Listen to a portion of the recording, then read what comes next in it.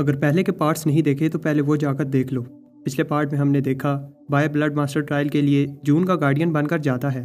सबको बताया जाता है कि कीज की हेल्प से वो नेक्स्ट राउंड में जा पाएंगे। सारी कीज जी यांग की बॉडी एब्जॉर्ब कर लेती है और वर्ल्ड डिस्ट्रॉय होने लगता है और फिर सुमे चीटिंग करके बाहर निकल जाती है। तब बाय जून को भी उसी पोर्टल में भेजता है जिसमें सुमे गई थी, लेकिन अंदर सुमे के गार्डियन जून को रोक लेते हैं ताकि सुमे आगे जा पाए। लेकिन फिर जी यांग जिसे एंसेस्टर ने बचा लिया था जून को कहता है कि आगे बढ़ो, मैं इन्हें संभालता हूँ। तब सारे हाई लेवल कल्टीवेटर जी यांग को पकड़ लेते हैं, इसलिए बाय अपनी स्पिरिट सेक्टर की टेक्निक यूज़ करके सबको हरा देता है। उधर सुमे आर्टिफैक्ट्स की हेल्प से जून को नेसेंट लेवल सील में ट्रैप कर देती है। फाउंडेशन एस्टेब्लिशमेंट कल्टीवेटर के लिए यह सील तोड़ना इम्पॉसिबल है, इसलिए जून जी यांग को ब्लड मास्टर टोकन देकर कहती है अब तुम्हें ब्लड मास्टर बनना होगा। उधर हार्ट चैम्बर में जी यांग को सुमे से लड़ते हुए समझ आ जाती है ये उसकी दोस्त फे है। भाई अपना अटैक रोक लेता है, लेकिन फे का अटैक उसे लग जाता है और उसका हार्ट डिस्ट्रॉय हो जाता है। भाई का ब्लड जब एंसेस्टर के हार्ट पर पड़ता है तो वो हार्ट भाई की बॉडी में एब्जॉर्ब हो जाता है। फिर एंसेस्टर उसे बुलाकर अनडाइंग टेक्निक के सारे स्क्रोल देता है। भाई जब बाय फे से मिलता है, फे की मेमोरी सील होने की वजह से वो बाय को नहीं पहचान पाती और कहती है कि हम दोनों में जो कुछ भी था अब से ख़त्म। इसके बाद बाय बहुत दुखी होता है और बहुत पीता है। तब जून उसे आकर संभालती है।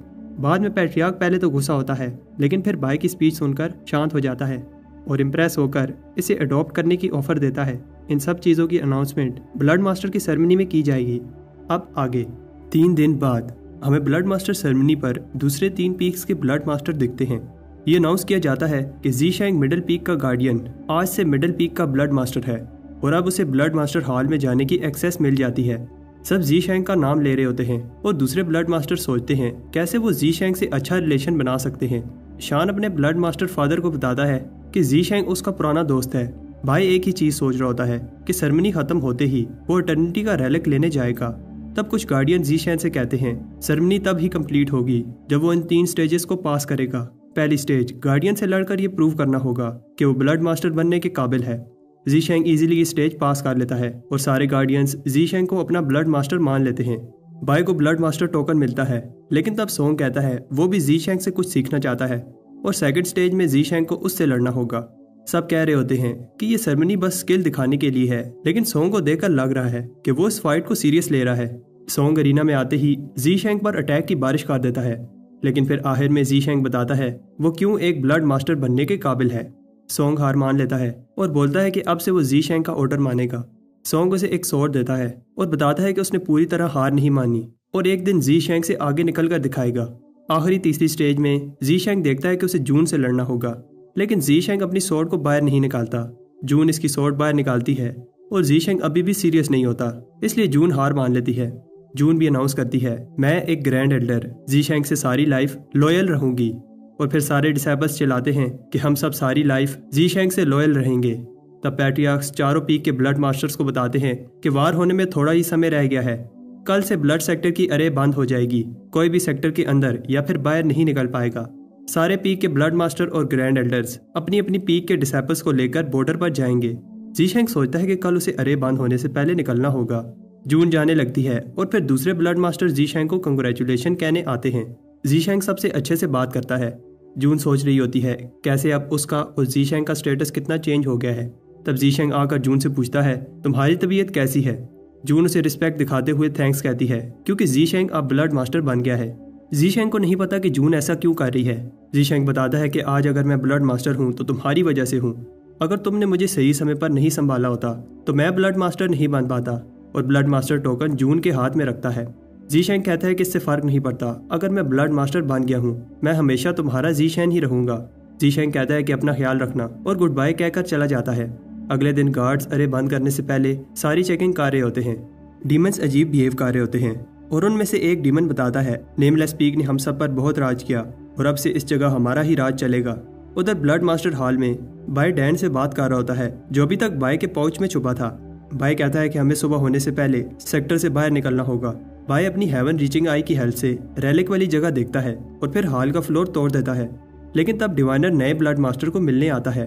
डिवाइनर सोचता है कि जी यांग कहाँ से कहाँ पहुँच गया। जी यांग इसे कहता है जल्दी बताओ क्यों आए हो। डिवाइनर घुटनों पर बैठकर जी यांग से अपनी पुरानी गलतियों के लिए माफी मांगता है और तब तक नहीं जाएगा जब तक जी यांग उसे माफ नहीं कर देता।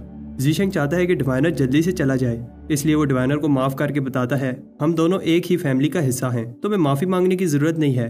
डिवाइनर को बिलीव नहीं होता कि जीशेंग ने उसे इतनी इजीली माफ कर दिया और अपनी लॉयल्टी दिखाने के लिए जीशेंग को एक एक्सपेंसिव टेलिस्मैन गिफ्ट देता है। जीशेंग जल्दी से गिफ्ट लेकर डिवाइनर को जाने का कहता है, लेकिन डिवाइनर कहता है एक और बात तो मैं भूल ही गया, और सारे डिसाइपल्स को अंदर आने को कहता है। बहुत सारे डिसाइपल्स जीशेंग को ब्लड मास्टर बनने पर कंग्रेचुलेशन कहने आए हैं। सब एक एक करके गिफ्ट देना चाहते हैं, लेकिन पहला डिसाइपल रुक रुक कर बोल रहा होता है। जीशेंग चाहता है कि वो जल्दी से गिफ्ट देकर चले जाएं। तब डिसाइपल्स बताते हैं कि उनकी ये हालत उस एसिड रेन की वजह से हुई है और जीशेंग से कहते हैं कि वो उनकी हेल्प करे। सब कहते हैं कि पहले मुझे ठीक होना है। तब जीशेंग सब की प्रॉब्लम को नोट करने के बाद बताता है कि वो सब के लिए एलिक्सर बनाएगा जिससे वो ठीक हो जाएंगे, लेकिन 3 गिनने तक जो भी उसे यहाँ नजर आया वो इसके लिए एलिक्सर नहीं बनाएगा। सबके जाने के बाद फिर से कोई दरवाजा बजाता है। ये लोग दूसरे पीक के ब्लड मास्टर होते हैं। ब्लड मास्टर बताते हैं कि तुमसे एक इम्पोर्टेंट बात करनी है। हम सब ने पैट्रियार्क से प्रॉमिस किया है कि हम स्पिरिट सेक्टर के हेवनली की कल्टीवेटर बाय को वार होने से पहले खत्म कर देंगे, और उन्हें लगता है कि बाय ब्लड सेक्टर में घुसपैठिया बनकर आ सकता है। अब वो स्पिरिट सेक्टर से बाहर है। ये बाय को खत्म करने का गोल्डन चांस है। वो सब चाहते हैं कि जीशेंग उनका साथ दे। जीशेंग को पता है कि वो उसकी पावर्स की वजह से उसे साथ लेकर जाना चाहते हैं, लेकिन सोचता है कि ये कितना अजीब है, मरने वाला और मारने वाला एक ही कैसे हो सकते हैं। लेकिन फिर ये मिशन एक्सेप्ट कर लेता है। नेमलेस पीक का ब्लड मास्टर कहता है मुझे जल्दी से पीक वापस जाना होगा क्योंकि कुछ भागी डीमंस तबाही मचा रहे हैं। बाय सोचता है कि जब लास्ट टाइम वो पिल रिफाइन करने गया था तो वहां पर शांति थी। तब बाय हाल के नीचे सीक्रेट चैम्बर को पिल की हेल्प से खोलता है। बाय को बिलीव नहीं होता कि इतनी बड़ी जगह ब्लड सेक्टर से छुपी थी और डोर ओपन करने वाली पिल इसे रास्ता दिखाती है। बहुत चलने के बाद बाय सोचता है उसे और कितना आगे जाना होगा, लेकिन तब कोई उस पर अटैक कर देता है। बाय को समझ नहीं आती कि अटैक कहां से आ रहे हैं, लेकिन फिर वो अपनी हेवन रीचिंग आइज को एक्टिवेट करके अटैक्स को डॉज करता है, लेकिन वो ब्लड हैंड्स को अपनी सोर्ड से डिस्ट्रॉय नहीं कर पाता। तब सारे हैंड्स बाय को पकड़ लेते हैं। बाय देखता है कि डोर ओपन करने वाली पिल के पास कोई भी हाथ नहीं है। बाय को नहीं पता कि ये चीज काम करेगी या नहीं, और पिल को अपने पास बुलाता है जिससे सारे हाथ पीछे हो जाते हैं। बाय कब से एक सर्कल में चल रहा था, तब ये रास्ता टूटने लगता है और बाय नीचे गिर जाता है। बाय की जब आंख खुलती है तो वो ब्लड एंसेस्टर चैम्बर में होता है। बाय एक चेस्ट को देखकर सोचता है शायद इसके अंदर इटर्निटी का रेलिक होगा। इसी रेलिक के लिए वो कई साल पहले ब्लड सेक्टर में आया था। अंदर उसे एक गोल्डन पंख मिलता है। बाय सोचता है ये पंख प्यारा है, लेकिन ट्रेयर कहाँ है। बाय कहता है ये दूसरी चीज रेलिक नहीं हो सकती, ये तो आम सा टर्टल का शेल है। बाय सोचता है शायद कोई बटन दबाने से रेलिक सामने आएगा। बाय दुखी होता है। वो सोचता है कि उसने अपने 5 साल जाया कर लिए, किस लिए, सिर्फ एक टर्टल शेल के लिए। डैन कहता है कि अब तुम्हें रेलिक मिल गया है तो मुझे छोड़ दो। बाय उसे लात मारकर बाहर फेंक देता है। डैन बताता है कि एल्डर ने यह नहीं बताया था कि रेलिक देखने में कैसा होगा। बाय कहता है कि वो जिस चीज के लिए आया था उसे नहीं मिली और अब उसे खाली हाथ ही वापस जाना होगा। बाय देखता है कि अरे बंद होने वाली है। गार्ड्स बाय से कहते हैं बाहर खतरा है, और तब अरे बंद हो जाती है। गार्ड देखता है कि जीशेंग जल्दी में है और टोकन देकर समझ जाता है कि जीशेंग बाय को ढूंढने जा रहा है। गार्ड्स बताते हैं कि उन्हें ऑर्डर मिला है कि बाय को पकड़ने वाले टीम मेंबर्स जा सकते हैं क्योंकि अभी ये सबसे इम्पोर्टेंट मिशन है। सब अपने ब्लड मास्टर को गुड लक कहते हैं और जीशेंग से कहते हैं कि अपना ख्याल रखना, लेकिन बाय सोचता है शायद उसे अब वापस आने का चांस ना मिले। बाय सोचता है कि वो इटर्निटी का रेलिक लेने आया था जो उसे नहीं मिला, लेकिन अब उसे जाते हुए ऐसा क्यों फील हो रहा है। बाय सोचता है कि कैसे ब्लड सेक्टर में बहुत सारे लोगों ने उसका साथ दिया और वो मेहनत करके ब्लड मास्टर बना। बाय को वो पल याद आता है जब डैन ने उसे जायंट के हैंड के बारे में बताया था। बाय सोचता है इस जायंट की वजह से अब वो ब्लड सेक्टर के लोगों के साथ जुड़ गया है, लेकिन उसके पास कोई चॉइस नहीं है, उसे स्पिरिट सेक्टर वापस जाना होगा। जीशेंग ब्लड सेक्टर के बॉर्डर के पास पहुंच जाता है और इससे आगे स्पिरिट स्ट्रीम सेक्टर है। थोड़ा आगे अचानक बाय पर कोई अटैक कर देता है। अटैकर्स बताते हैं कि वार होने वाली है, इसलिए जो भी बॉर्डर क्रॉस करेगा स्पाई समझा जाएगा। तब एक ट्री बाय पर अटैक करता है। ये वही ट्री है जो लूशियन क्लैन वालों ने यूज किया था, लेकिन अब बाय पहले की तरह वीक नहीं है और एक ही अटैक से ट्री के 2 टुकड़े कर देता है। ट्री का एसेंस टर्टल शेल में एब्जॉर्ब होने लगता है। तब क्लैन का एल्डर बताता है रुक जाओ, ये ट्री हमारे क्लैन का एक इम्पोर्टेंट ट्रेयर है और अगर ये डिस्ट्रॉय हो गया तो हमें पनिशमेंट मिलेगी। जीशेंग कहता है कि तुम लोग एक ब्लड मास्टर की रिस्पेक्ट नहीं कर रहे। लीडर माफी मांगता है क्योंकि ये सब गलती से हुआ है। एल्डर बताता है ये ट्री बॉर्डर को गार्ड कर रहा है और इसे लगा कि जीशेंग एक घुसपैठिया है। जीशेंग पूछता है अगर ये ट्री इतना ही इम्पोर्टेंट है तो लूशियन क्लैन वालों को क्यों दिया था। एल्डर बताता है कि हमारा क्लैन भी नहीं चाहता था, लेकिन पैट्रिया खान के कहने पर हमें देना पड़ा। जीशेंग देखता है कि रेलिक के अंदर कुछ हो रहा है, इसलिए चला जाता है। बाय सोचता है अगर वो सही समय पर भागा ना होता तो वो सब टर्टल की एनर्जी को सेंस कर लेते। बाय को टर्टल के अंदर एक यूनिवर्स दिखता है। और फिर टर्टल बाहर आने के बाद वापस अंदर चला जाता है। बाय उसे जोर से हिलाने लगता है, लेकिन तब टर्टल में से कुछ स्पिरिचुअल एनर्जी निकलती है जिससे बाय का क्रिस्टलाइज सी बढ़ने लगता है। बाय को पता चलता है कि जितनी कल्टीवेशन उसकी एक बार में बढ़ी है, 1 महीने कल्टीवेट करता तो तब बढ़ती। बाय को समझ आ जाती है ये टर्टल सच में एक ट्रेयर है और इसकी हेल्प से वो कई गुना ज्यादा जल्दी कल्टीवेट कर पाएगा।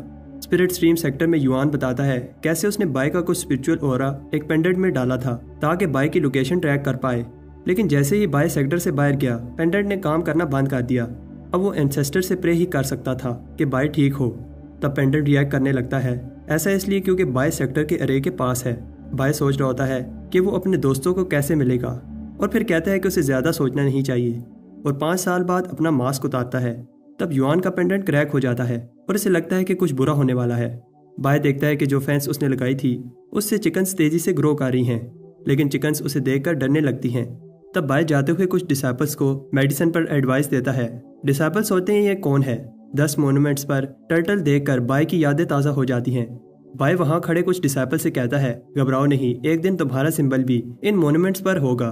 सब सोच रहे होते हैं ये कॉन्फिडेंट डिसाइपल कौन है, तो वही ढोंगी बूढ़ा बच्चों में बाय की पिक्चर्स बांट रहा होता है। तब बाय एक छोटे बच्चे को ऑटोग्राफ देता है, लेकिन वो बच्चा रोने लगता है क्योंकि किसी ने उसकी पिक्चर पर गंद मचाकर उसके पैसे ज़ाया कर दिए। तब बाय अपने स्टैचू के पास खड़ा होकर अनाउंस करता है कि heavenly path genius honor disciple बाय वापस आ गया है।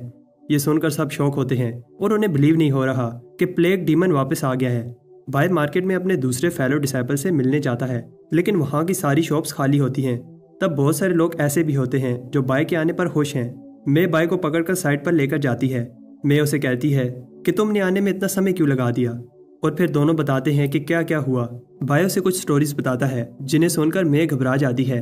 बाय बताता है तुम घबराओ नहीं, मैं अब स्ट्रॉन्ग बन गया हूँ। बाय बताता है कि कैसे नेसेंट लेवल के पैट्रियार्क्स उससे इम्प्रेस हुए और फिर उसे अपना बेटा बनाना चाहते थे। मे पूछती है कि इतनी लंबी जर्नी में उसे कोई ना कोई लड़की भी मिली होगी। जीशेंग बताता है ये लॉन्ग स्टोरी है, लेकिन मे चाहती है कि वो बताए। बाय लकी होता है क्योंकि पैट्रियार्क उसे एंसेस्ट्रल हॉल में आने को कहते हैं। तब बाय का अडॉप्टेड सन टीडान उसे मिलने आता है, लेकिन ये देखकर दुखी होता है कि बाय चला गया। मे उसे बताती है कि बाय आ जाएगा, उसे पैट्रियार्क्स ने बुलाया है। युआन बाय को डांट रहा होता है क्योंकि बाय ने अपना ऑरा छुपाया था। पैट्रियार्क्स ने भी सबसे ये बात छुपाई थी और बाय को हर जगह ढूंढा। बाय माफी मांगता है और अपनी गलती के बदले सेक्टर के लिए पिल रिफाइन करेगा। युआन बताता है कि वार होने वाली है और स्पिरिट सेक्टर आर्मी का पहला ग्रुप फॉलिंग स्टार माउंटेन पर पहुंच गया है। युआन बताता है कि बाय रेडी हो जाए क्योंकि उसे भी 4th ग्रुप के साथ बैटल में जाना होगा। युआन उसे एक और मिशन देता है। बाय को ब्लड सेक्टर के 4 ब्लड मास्टर में से एक ब्लड मास्टर जीशेंग को खत्म करना होगा। बाय सोचता है जीशेंग वो तो मैं ही हूँ, और फिर ड्रामा करने लगता है। बाय बताता है कि उसने जीशेंग की बहुत स्टोरी सुनी है कि वो बेरहम है और किसी को मारने से पहले एक बार के लिए नहीं सोचता। बाय कहता है लेकिन मैं स्पिरिट सेक्टर का बाय उसे खत्म करूंगा। युआन हैरान होता है कि बाय के पास जीशेंग की इतनी इन्फॉर्मेशन है। युआन कहता है अगर बाय ने ऐसा कर दिखाया तो उसे बगैर किसी टेस्ट के लेगेसी एशोलॉन का रैंक दिया जाएगा। युआन बताता है कि कैसे वो रैंक लेने के लिए 60 साल की कल्टीवेशन साइकिल में गोल्डन कोर कंडेंस करना होता है, इसीलिए master league close door cultivation कर रहे थे। बाहर उन्हें टर्बुलेशन क्लाउड दिखते हैं। युआन बताता है कि इन क्लाउड्स का मतलब है कोर कंडेंस हो रहा है। अब या तो ली का फ्यूचर ब्राइट होगा या फिर उसकी कल्टीवेशन खराब हो जाएगी। कुछ टाइम बाद ये अनाउंस किया जाता है चीफ मास्टर ली ने 60 साल की कल्टीवेशन साइकिल में गोल्डन कोर कंडेंस करके लेगेसी एशोलॉन का रैंक ले लिया है। सब ली को कंग्रेचुलेशंस कहने आते हैं और बाय भी फिर अपने मास्टर से मिलने जाता है। बाय ली को रिस्पेक्ट दिखाते हुए बताता है कि उसने हार्ड ट्रेनिंग की है। ली हैरान होता है कि बाय कितना बड़ा हो गया है और देखता है कि बाय की कल्टीवेशन 3rd सी क्रिस्टलाइजेशन पर पहुंच गई है, लेकिन फिर सोचता है कि इतना काफी नहीं होगा। ली को वार की इन्फॉर्मेशन दी जाती है, कैसे एक ग्रुप को वार के लिए भेज दिया गया है। उधर प्रोफाउंड स्ट्रीम ने आदि पिल स्ट्रीम पर कब्जा कर लिया है और एक बार उन्होंने आखिरी गेट को कंट्रोल में ले लिया तो उनकी पावर बहुत बढ़ जाएगी। ब्लड स्ट्रीम ने भी वार की शुरुआत कर दी है। बाय पूछता है क्या वार को रोका नहीं जा सकता। ली बताता है कि अब कुछ नहीं हो सकता। उसने बाय की कल्टीवेशन को सेंस किया है, इसलिए वो उससे कुछ बात करना चाहता है। बाय पूछता है कि हम किधर जा रहे हैं। ली बताता है कि हेवन रीचिंग रिवर चारों डायरेक्शंस में बहता है, लेकिन वो जिस जगह जा रहे हैं ऐसा लग रहा है कि सारी एनर्जी एक ही जगह जमा हो रही है। ली बाय से इंप्रेस होता है क्योंकि वो भी ये देख पा रहा है। बाय हेवन रीचिंग आई की हेल्प से आगे बढ़ता है और छुपी हुई 9th पीक पर जाकर रुकता है। ली बताता है कि सिर्फ वही ये सब देख पाते हैं जिनके पास स्पिरिट स्ट्रीम की इनहेरिटेंस हो, और फिर दोनों पैट्रियार्क को रिस्पेक्ट दिखाते हैं। पैट्रियार्क खुश नहीं होता क्योंकि बाय के पास लेगेसी एशेलॉन का रैंक नहीं है और बाय ने जो देखा है इसे देखना अलाउड नहीं था। बाय पहली बार स्पिरिट स्ट्रीम सेक्टर के पैट्रियार्क टीमू से मिल रहा है, जिन्हें सब परफेक्ट बीइंग कहते हैं। टीमू कहता है कि बाय ने यहाँ आकर क्राइम किया है, लेकिन फिर हैरान होता है जब बाय उसका प्रेशर सह लेता है। तब टीमू बाय को वार्निंग देकर छोड़ देता है, लेकिन बाय को पता है कि टीमू उसकी स्ट्रेंथ चेक कर रहा था। बाय पैट्रियार्क से माफी मांगता है और उसे एक एलिक्सर देता है जो बाय ने खुद रिफाइन किया है। टीमू बताता है कि मेरे स्टेटस के लोगों के लिए ऐसे एलिक्सर किसी काम के नहीं है। ली एक्सप्लेन करता है कि पैट्रियार्क को रेगुलर एलिक्सर की जरूरत नहीं होती। बाय बताता है कि कैसे उसने सबसे प्योर इंग्रेडिएंट यूज करके 1 महीने में ये एलिक्सर बनाया है और ये एलिक्सर इतना स्ट्रॉन्ग है कि पैट्रियार्क को भी संभल कर यूज करना होगा। टीमू कहता है कि बाय एक चालाक लड़का है और एलिक्सर ले लेता है। टीमू ली से कहता है कि मैंने तुम्हारे मैसेज पढ़े थे जिसमें ली ने उससे रिक्वेस्ट की थी कि वो बाय को अपनी इनहेरिटेंस दे। फिर टीमू बाय को एक स्क्रॉल देता है। इसमें इस पैट्रियार्क की special power flora weaponising arts हैं। इस टेक्निक को कल्टीवेट करने के बाद बाय फ्लोरा को लड़ने के लिए यूज कर पाएगा। बाय पैट्रियार्क के पेंडेंट को देख रहा होता है जब पैट्रियार्क इसे बताता है कि इस टेक्निक को सीखने में टाइम लगेगा। बाय पेंडेंट को देखते हुए कहता है कि वो वार में जाने वाला है और हो सकता है कि वो जिंदा वापस ना आए। टीमू को समझ आ जाती है बाय क्या कहना चाहता है, इसलिए वो इसे प्रोटेक्शन के लिए ये जेड पेंडेंट देगा। नेसेंट सोल से नीचे के कल्टीवेटर इसकी डिफेंस को नहीं तोड़ पाएंगे। टीमू जाते हुए बताता है बाय की कल्टीवेशन अभी वीक है, लेकिन हेवनली की को मिलाने से वो और पावरफुल बन जाएगा। ली को नहीं पता कि बाय ने पैट्रियार्क को कौन सा एलिक्सर दिया है।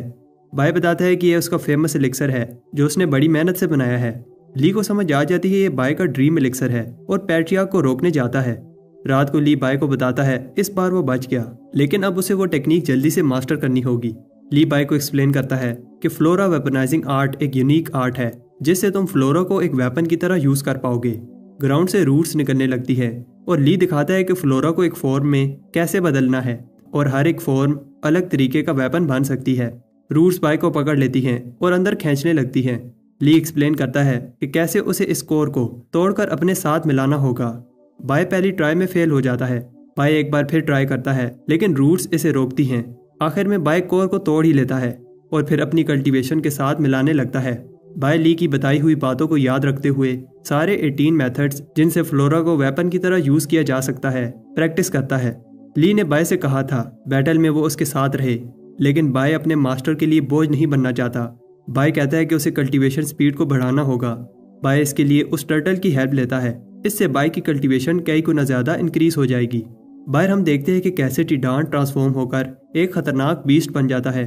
तब बाय अपना चौथा सी भी क्रिस्टलाइज कर लेता है और फिर अपने अडॉप्टेड सन टिडान को देखकर खुश होता है।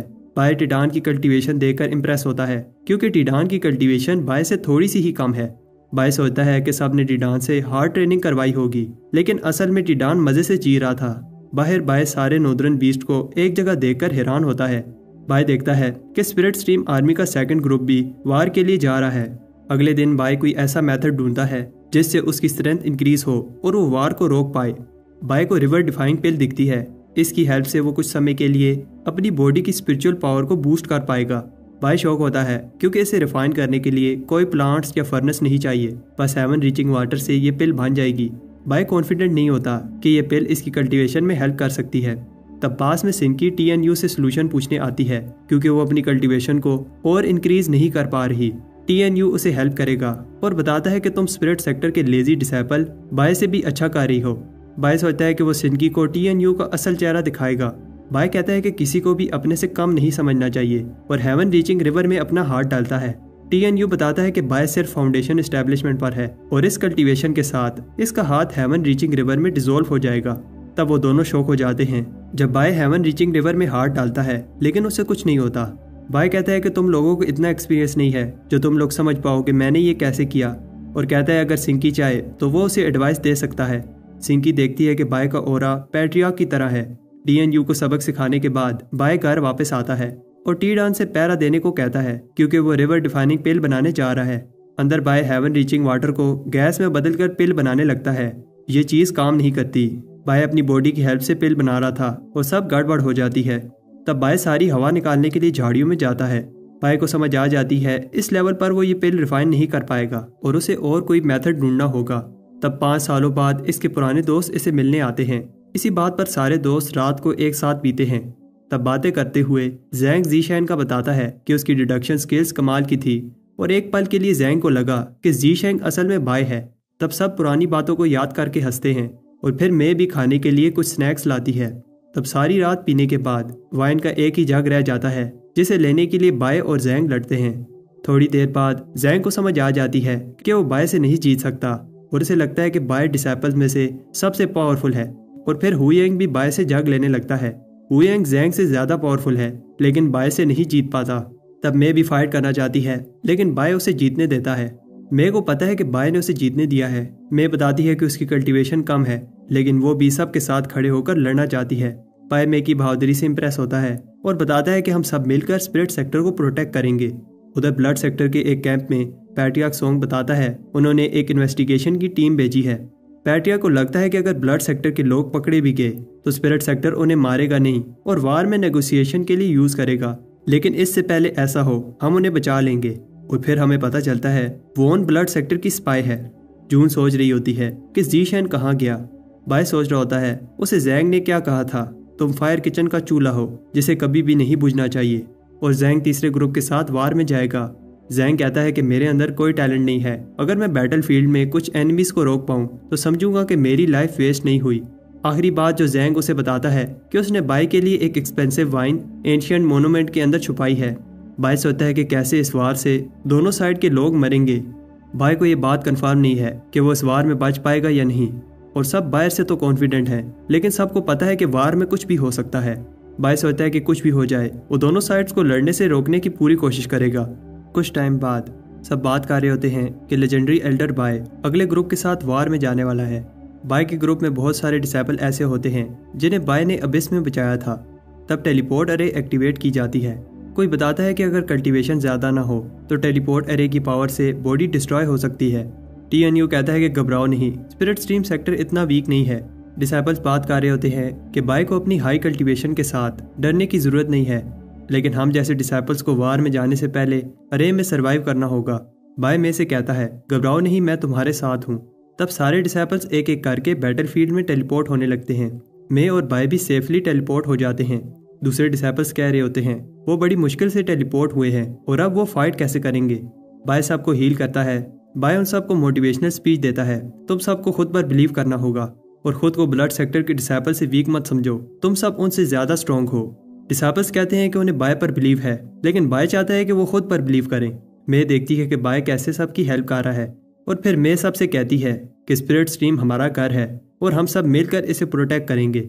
जब बाय जीशैंग से लड़ेगा तो हम सब इसका साथ देंगे। TNU कहता है कि बाय नहीं, वो जीशैंग से लड़ेगा। एल्डर जो बताता है कि तुम सब चौथे बैच में हो इसलिए अलग अलग जगह पर भेजे जाओगे। 3 में से एक अरे का लीडर TNU होगा और दूसरी अरे की लीडर सिंकी होगी, लेकिन बाय किसी भी आउटर अरे का लीडर नहीं होगा। बाय को पाथ कल्टीवेशन माउंटेन के कोर वाली अरे को संभालना होगा। ये बहुत मुश्किल काम है लेकिन सिर्फ बाय ही है जो ये काम कर सकता है क्योंकि बाय के पास हेवनली फाउंडेशन एस्टेब्लिशमेंट है। बाय एल्डर के साथ जाता है और मैं सोचती है कि कैसे बाय का और उसका कल्टीवेशन गैप इतना ज्यादा हो गया है। सिर्फ हिम्मत दिखाने से वो उसके साथ खड़े होकर नहीं लड़ सकती। बाय मे के लिए रुकता है लेकिन मे से कहती है कि तुम जाओ, तुम्हारे ऊपर बहुत बड़ी रिस्पॉन्सिबिलिटी है और मैं सिर्फ तुम्हारे लिए बोझ ही बनूंगी। बाय उसे कहता है कि अपना ख्याल रखना और टीडान को मे के पास छोड़कर चला जाता है। तय जाता है कि पाथ कल्टीवेशन माउंटेन अरे सेक्टर की सबसे इम्पोर्टेंट जगह है जो सेक्टर के सेंटर में और फ्रंट लाइन से दूर है। उधर बाय देखता है कि नॉर्दर्न और सदर्न बैंक के सिस्टम को कंबाइन किया जा रहा है। बाय एक वार पपेट को देखकर इम्प्रेस होता है जिसे बनाने में बहुत सारे स्पिरिट स्टोन लगे हैं। एल्डर जो बताता है इस वार में हमें अपना सब कुछ यूज करना होगा।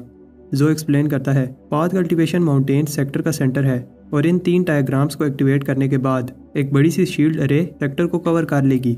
इसका मतलब 3 लोग इसे एक्टिवेट करेंगे। जो एक्सप्लेन करता है कि कल्टीवेटर्स की कमी है, बाय को अकेले ही अरे को ऑपरेट करना होगा और अब सेक्टर का फ्यूचर बाय के हाथ में है। बाय अरे को एक्टिवेट करता है। उधर ब्लड सेक्टर के सारे लीडर्स वार के लिए रेडी होते हैं। पैट्रियार्क सोंग बताता है जीशैंग मिसिंग है इसलिए हमारे पास एक ब्लड मास्टर कम है। इतने पावरफुल ब्लड मास्टर के ना होने से हमारे जीतने का चांस थोड़ा सा कम हो गया है। यंग जनरेशन में सिर्फ जीशैंग ही है जो बाय को टक्कर दे सकता है। जून को लगता है कि जीशैंग आ जाएगा। ब्लड सेक्टर अपने डेथ पपेट्स को रिलीज करता है। बाय सोच रहा होता है ये अरे पावरफुल है लेकिन बहुत स्पिरिचुअल एनर्जी खा रही है, अगर एल्डर्स उसे एनर्जी ना दे रहे होते तो बाय इसे मेंटेन नहीं कर पाता। तब बाय एक पुश से अरे को एक्टिवेट कर देता है।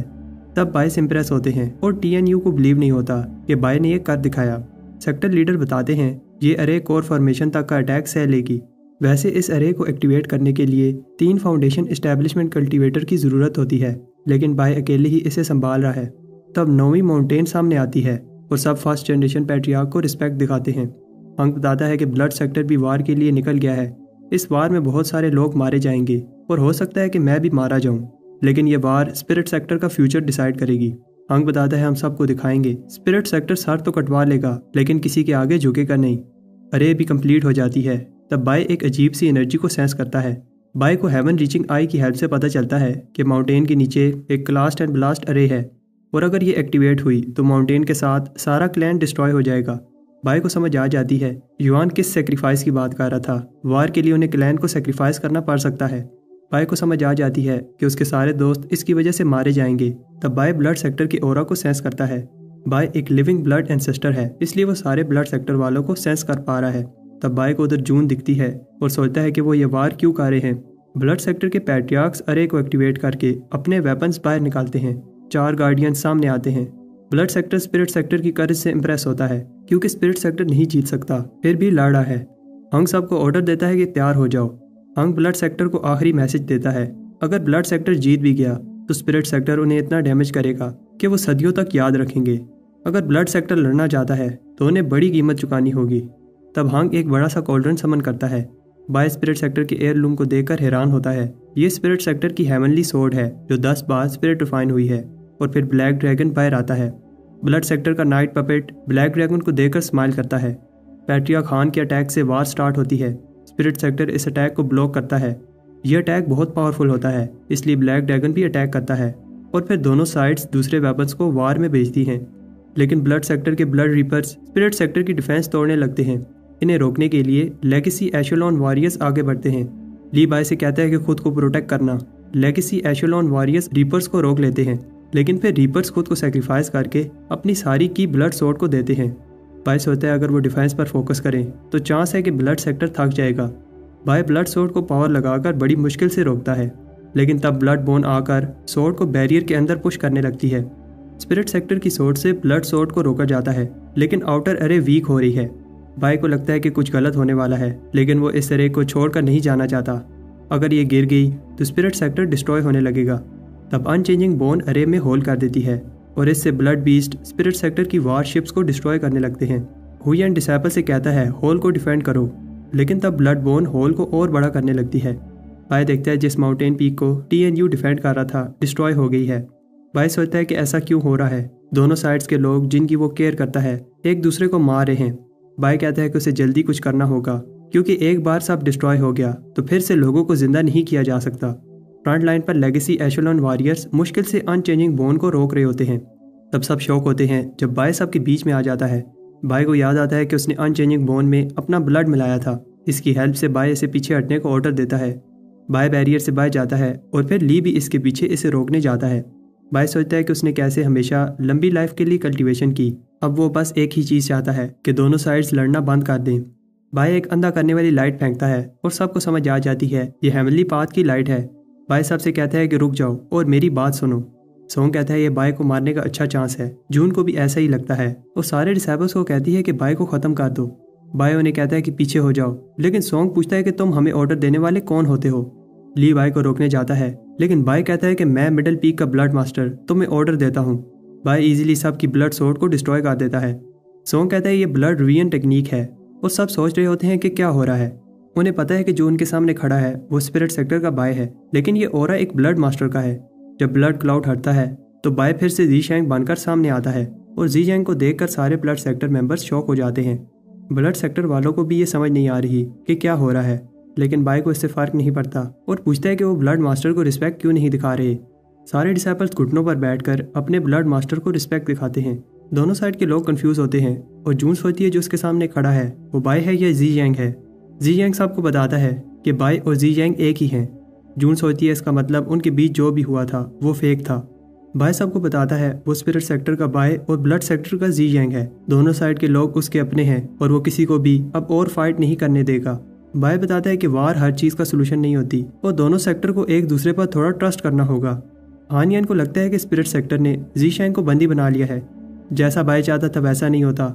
ली बाय को बुलाता है। ब्लड सेक्टर के डिसेबल्स को ऑर्डर दिया जाता है, अपने ब्लड मास्टर को प्रोटेक्ट करो। ली बाय को सेफ जगह पर जाने को कहता है और तब पैट्रियार्क हान ली पर अटैक कर देता है। ली पैट्रियार्क से नहीं लड़ सकता, इसलिए हुयान हान से लड़ने आता है। वार फिर से स्टार्ट हो जाती है। इस बार पैट्रियार्क्स लड़ने लगते हैं। दोनों साइड्स को लगता है कि दूसरी साइड ने बाय को अपने साइड पर करने के लिए उस पर कोई मैजिक किया है। युआन कहता है कि बाय को प्रोटेक्ट करो, मैं ब्लड सेक्टर को रोकता हूँ। पैट्रियार्क फिर से लड़ने लगते हैं। दूसरे ब्लड मास्टर्स भी अपना अटैक करते हैं। बाय दोनों साइड के लोगों को रोकने की पूरी कोशिश करता है, लेकिन वो उसकी बात नहीं सुनते। बाय देखता है कि सोंग अटैक करने वाला है और इसका अटैक रोकता है। सोंग को बाय पर हंसी आती है क्योंकि बाय को लगता है कि वो अपनी फाउंडेशन एस्टेब्लिशमेंट के साथ फाइट को रोक पाएगा। पैट्रियार्क्स भी कहते हैं कि बाय कुछ नहीं कर सकता और बाय को अपनी साइड बुलाते हैं। बाय भी सोचने लगता है कि उसकी स्ट्रेंथ इतनी नहीं है कि वो सबको लड़ने से रोक पाए। बाय को समझ आ जाती है अब और कोई रास्ता नहीं है और ब्लड सेक्टर से सॉरी कहता है। बाय से एक एनर्जी वेव निकलती है और वो ब्लड सेक्टर को रुकने का ऑर्डर देता है। तब सारे डीमंस और ब्लड पपेट्स अटैक करना बंद कर देते हैं और सबकी की उनकी बॉडी से निकलने लगती है। सारा ब्लड सेक्टर कमजोर होने लगता है जब बाय उनकी आधी कल्टीवेशन ब्लॉक कर देता है। ब्लड सेक्टर के पैट्रियार्क को बिलीव नहीं हो रहा क्योंकि उनकी भी आधी कल्टीवेशन ब्लॉक हो गई है। बाय को गुस्सा आता है और कहता है कि अगर ब्लड सेक्टर स्पिरिट सेक्टर को डिस्ट्रॉय करना चाहता है तो उन्हें इसकी लाश पर से गुजरना होगा। सोंग को समझ नहीं आ रही कि ज़ीशैंग सारी पीक की कल्टीवेशन को कैसे कंट्रोल कर पा रहा है। ब्लड पैट्रियार्क को समझ आ जाती है कि ज़ीशैंग के पास ब्लड डीमन की इनहेरिटेंस है। दूसरे पैट्रियार्क्स इस बात पर बिलीव नहीं करते। जून सोचती है इसका मतलब उसके सामने जो आदमी खड़ा है ये दूसरा लिविंग ब्लड एंसेस्टर है। बाय कॉन्फिडेंट है कि अब वो वार को रोक सकता है क्योंकि ब्लड सेक्टर की पावर आधी हो गई है और स्पिरिट सेक्टर की साइड से ब्लड सेक्टर से बात करेगा। लेकिन तब स्पिरिट स्ट्रीम अटैक करना बंद नहीं करती। TNU इस चांस को देखकर अटैक करने का ऑर्डर देता है क्योंकि ब्लड सेक्टर अब वीक हो गया है। तब सारा स्पिरिट सेक्टर अटैक करने के लिए आगे बढ़ता है और सोंग सोचता है कि ज़ीशैंग किसकी साइड पर है। बाय स्पिरिट सेक्टर को रुकने का कहता है लेकिन वो उसकी बात नहीं सुनते और एक पावरफुल अटैक करने लगते हैं। बाय अपनी अनटाइंग हेवनली डीमन बॉडी से ये अटैक रोकता है। ये देखकर सब शॉक होते हैं क्योंकि बाय ने स्पिरिट स्ट्रीम और ब्लड स्ट्रीम की टेक्निक्स को मिलाकर ये पावरफुल टेक्निक बनाई है। लेकिन ये टेक्निक बहुत सारी एनर्जी लेती है और सोंग को समझ नहीं आ रही कि वो ब्लड सेक्टर के लिए ऐसा क्यों कर रहा है। सबको बाय की फिक्र होने लगती है।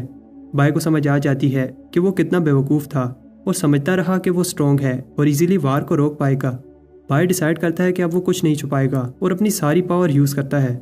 इस एनर्जी से ब्लैक ड्रैगन अलर्ट हो जाता है और टीडान भी एक बीस्ट किंग में ट्रांसफॉर्म हो जाता है। बाय कहता है कि मैं स्पिरिट सेक्टर का डिसेबल और बीस्ट किंग का ओनर हूँ। बाय कहता है कि मुझे पता है कि डिसेबल्स लड़ना नहीं चाहते लेकिन जिंदा रहने और मिडिल स्ट्रीम की पोजीशन के लिए लड़ रहे हैं। बाय कहता है कि अगर कोई वार जीत भी लेता है तो इतना डैमेज खाने के बाद जीतने का क्या फ़ायदा, क्योंकि जीतने वाले को उस हालत में प्रोफाउंड स्ट्रीम से लड़ना होगा। चलो मान लिया कि फिर वो प्रोफाउंड स्ट्रीम से भी जीत जाएगा तो फिर जब वो मिडिल स्ट्रीम में पहुंचेगा तब सबसे वीक सेक्टर होगा तो इस बड़े से सी में कोई दूसरी बड़ी मछली इसे निगल लेगी। बाय को पता है कि अभी भी कुछ डिसाइपल्स फाइट करके जान देने को तैयार हैं लेकिन वो उन्हें बताना चाहता है कि ऐसी सेक्रीफाइस और लड़ने का कोई फ़ायदा नहीं है जिसके एंड में सब खत्म हो जाएगा। बाय कहता है अगर हम दो बड़े डाउन स्ट्रीम सेक्टर्स मिल जाएं तो मिडिल स्ट्रीम में सर्वाइव करना ईजी हो जाएगा। बाय सुझाव देता है कि दोनों सेक्टर्स को मिलाकर एक ही सेक्टर बना दिया जाए जिससे उन्हें कोई भी मिटा नहीं पाएगा।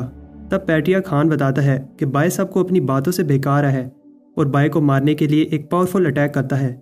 ली बाय को बचाने जाता है। टीडान और जून भी बाय की हेल्प के लिए भागते हैं। ब्लड एल्डर पैट्रियार्क कहता है रुको, क्योंकि ये attack nascent soul full palm power technique है। दूसरे पैट्रियार्क्स को बिलीव नहीं हो रहा कि हानियन इतना पावरफुल अटैक यूज़ कर सकता है और सारे पैट्रियार्क इसके अटैक को रोकते हैं। बाय जेड पेंडेंट से अटैक रोकता है लेकिन हानियन कहता है कि इसका कोई फ़ायदा नहीं है। पैट्रियार्क्स इस पावरफुल अटैक को रोकने में फेल हो जाते हैं और इसकी एनर्जी वेव से जून और ली पीछे गिर जाते हैं। बाय ब्लड लैम्प और जेड पेंडेंट से अटैक रोकता है लेकिन उसे भी पता है कि ये चीज़ सिर्फ कोर फॉर्मेशन तक का अटैक रोक सकती है। दूसरे पैट्रियार्क्स ने इस पाम की पावर को बहुत कम कर दिया था और अब बाय को खुद ही किसी तरह इस अटैक को रोकना होगा। बाय अपने सारे डिवाइन टेलिस्मैन यूज़ करता है और कहता है कि उसे खुद पर बिलीव करना होगा। बाय अपनी डीमन बॉडी से अटैक रोकता है। ली को अपने डिसाइपल की फिक्र हो रही होती है। आनियन अपनी पूरी पावर से एक आखिरी बार पुश करता है और फिर बाय को एक नेसेंट सोल लेवल का अटैक लग जाता है और इसकी हेवनली बॉडी भी गायब होने लगती है। बाय नीचे गिरने लगता है। तब सारे ब्लड सेक्टर की पावर वापस आ जाती है और सब सोचते हैं कि बाय मार गया। हानियन कहते हैं कि बागी ज़ीशैन मार गया और हमारी पावर्स भी वापस आ चुकी हैं। अब स्पिरिट सेक्टर की बारी है, लेकिन तब एल्डर पैट्रियार्क आकर इसे रोकता है और पूछता है कि जब सारे ब्लड सेक्टर की पावर एंसेस्टर ने सप्रेस कर दी थी तब वो नेसेंट सोल लेवल का अटैक कैसे कर पाया। हानियन भागने लगता है और फिर दूसरे पैट्रियार्क इसे पकड़ लेते हैं क्योंकि वो भी जानना चाहते हैं कि हानियन ने ऐसा कैसे किया। तब हानियन ट्रांसफॉर्म होने लगता है और सबको समझ आ जाती है ये आदमी कोई घुसपैठिया है। ये आदमी गायब होने से पहले सामने आता है और ये प्रोफाउंड्स टीम का पैट्रियार्क कियान होता है। दोनों साइड के एक एक पैट्रियार्क उसका पीछा करने जाते हैं। एल्डर पैट्रियार्क को समझ आ जाती है कि हानियन मर गया है। प्रोफाउंड्स टीम यही चाहता था कि दोनों सेक्टर आपस में फाइट करके वीक हो जाएं और इसीलिए वो घुसपैठिया ओनर डिसेबल बाय को मारना चाहता था। इस बात से दोनों सेक्टर के पैट्रियार्क्स को गुस्सा आता है और वो कहते हैं कि वो प्रोफाउंड्स टीम को नहीं छोड़ेंगे। दोनों साइड के डिसेबल्स प्रॉमिस करते हैं कि वो प्रोफाउंड्स टीम सेक्टर को मिटा देंगे। बोलने वाला मंकी कहता है कि कैसे हिस्ट्री में पहली बार स्पिरिट सेक्टर और ब्लड सेक्टर मिलकर काम करेंगे और ये सब उस यंग डिसेबल बाय की वजह से हो पाया। उधर ली और डिडान बाय को देखने जाते हैं और खुश होते हैं कि बाय जिंदा है। उधर बाय अपनी कॉन्शियसनेस में होता है और ली की आवाज़ सुन पा रहा है। ली कहता है कि बाय ने लूशियन क्लैन के इंसिडेंट के बाद बहुत ग्रोथ दिखाई है, लेकिन उस बात से खुश नहीं है कि वो हर बार अपनी लाइफ को खतरे में डालता है। ली बताता है कि स्पिरिट और ब्लड्स टीम ने एग्रीमेंट कर लिया है और अब दोनों मिलकर प्रोफाउंड्स टीम से लड़ेंगे। ली बताता है ये सब बाय की वजह से हो पाया और अब वो चाहता है कि बाय रेस्ट करे। फर्स्ट जनरेशन पैट्रियार्क ने उसे स्पिरिट सेक्टर का पैट्रियार्क बना दिया है और ली बाय से कहता है जल्दी से होश में आओ क्योंकि उसे बहुत सारे गिफ्ट्स मिलने वाले हैं।